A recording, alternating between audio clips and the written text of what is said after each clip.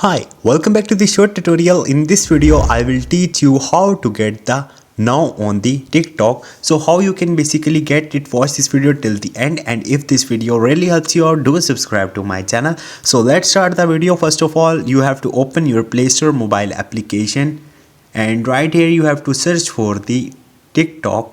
And once you will do it, here you will see update button. Simply you have to click on this update.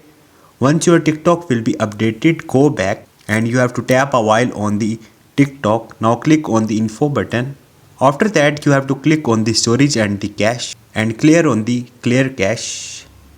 Click on the clear cache, and once you will do it, go back and click on the TikTok, and right here you will get a button of the now on the, here you can say discover button, but after doing this process you will get a now button right here. So this is the way. Hope this video will helpful for you. If you have any question or any confusion, just drop a comment. I will try to help you. Thank you.